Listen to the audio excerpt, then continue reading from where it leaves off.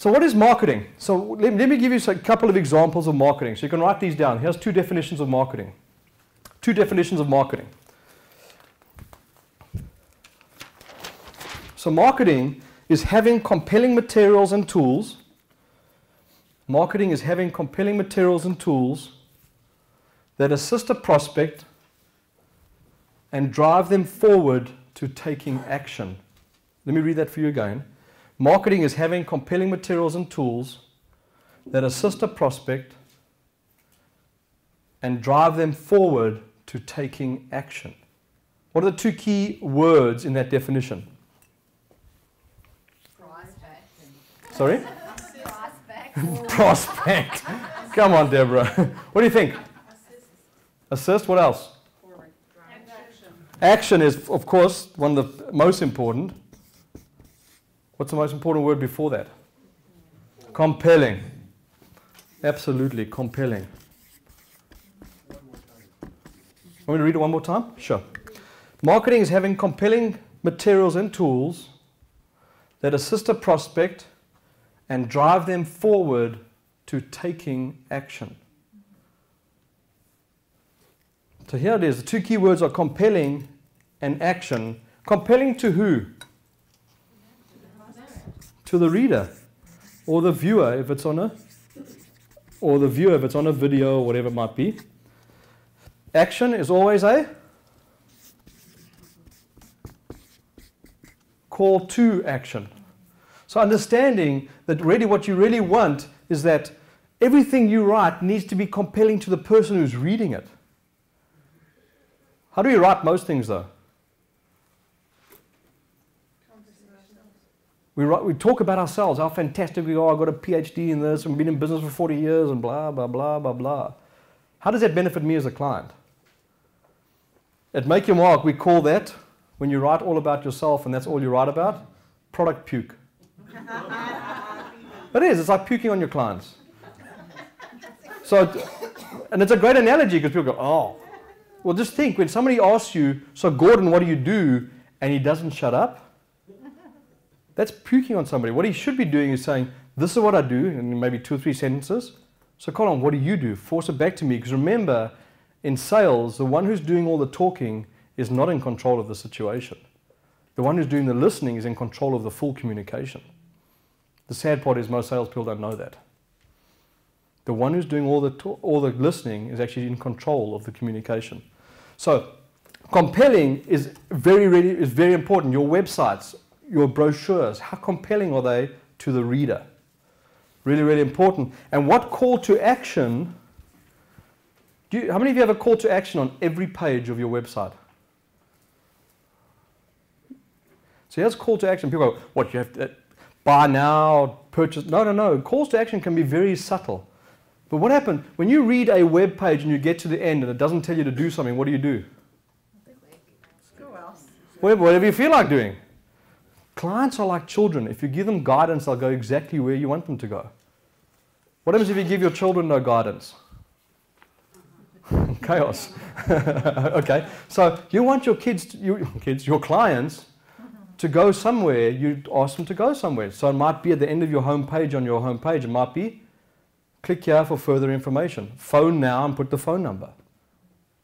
Those are calls to action. But if you don't put a call to action, people don't know what to do with the information. They'll just go and get to the end and look all over the page and decide to do something else. You can lead them with having a call to action on every single page. On every single page of your website. On every single page of your brochure. It can be a very subtle call to action. Phone now. For further information, use this email address. Very subtle calls to action, but you need to have calls to action, otherwise they'll do whatever they feel like doing. So let me give you a second definition of marketing. That's the first one. There's a second one which goes hand in hand with this one, which both of them are really extremely powerful. This is a lot longer, so you can write this one down. If you can do it in shorthand, it'll be great. Marketing is allowing the world to know about your product or service and convincing them to buy it.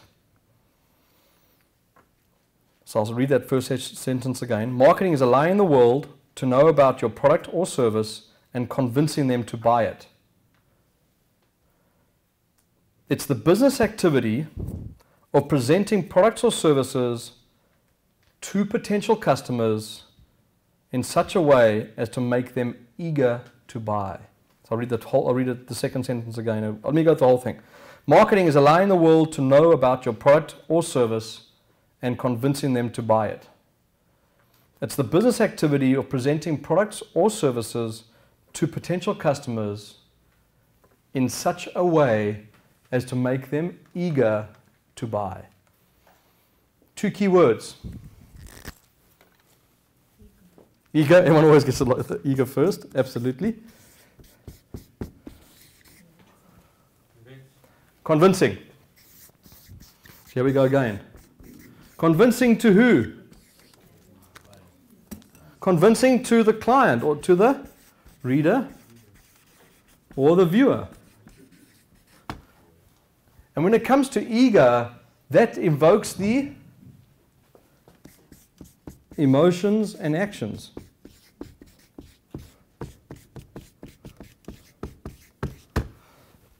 So what are the four key words?